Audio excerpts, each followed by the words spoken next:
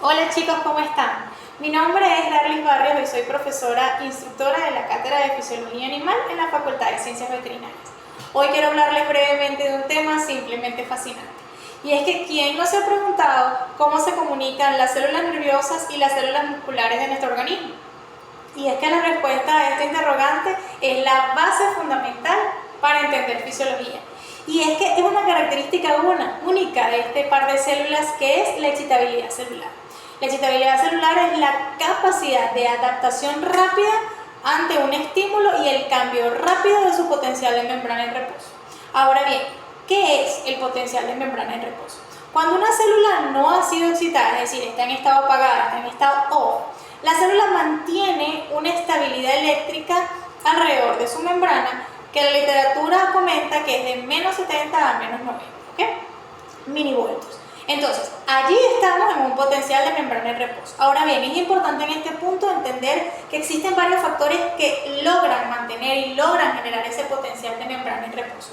Uno de esos factores es el hecho de que la membrana es selectiva, porque no es igualmente permeable a todos los iones. Y cuando hablamos de iones nos referimos al sodio, al potasio, al cloruro, al bicarbonato y a un montón de iones que se encuentran en nuestro organismo.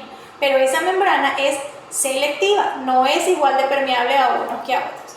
La otra razón es que dichos iones se encuentran en diferentes concentraciones, tanto en el interior como en el exterior de la célula.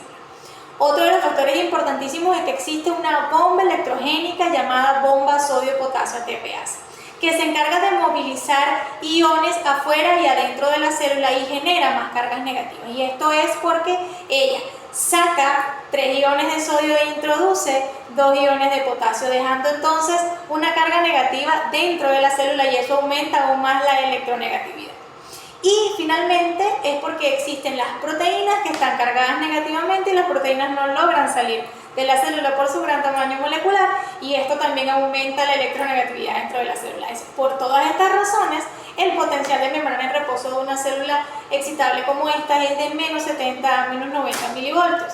Ahora bien, hablando un poquito de los iones, es importante que en este punto sepamos que el ion que está en mayor concentración fuera de la célula es el ion sodio y el ion que está en mayor concentración dentro de la célula es el ion potasio. Y que estas concentraciones son las que generan los gradientes de concentración.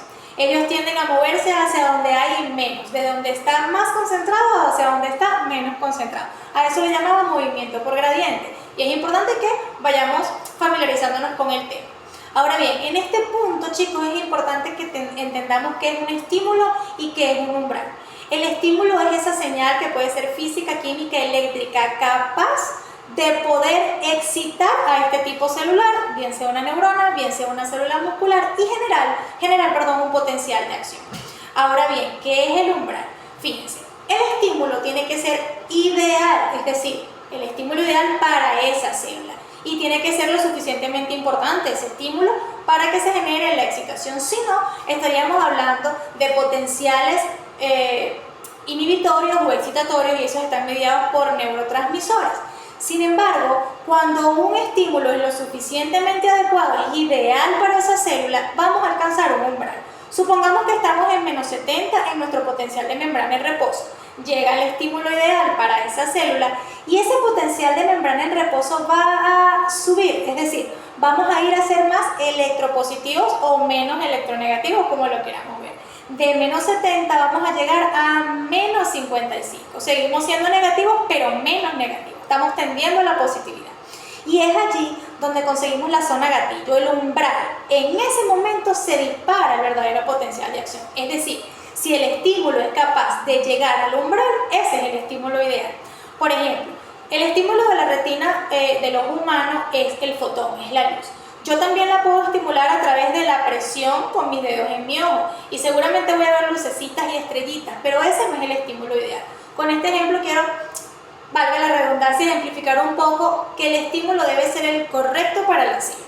Entonces, si tenemos un estímulo adecuado, vamos a llegar al umbral y en ese momento se va a disparar el verdadero potencial de acción. A partir de aquí es todo o nada. Una vez que ocurre, inicia, no se detiene hasta que finaliza. Ahora bien, brevemente, el potencial de acción tiene varias etapas.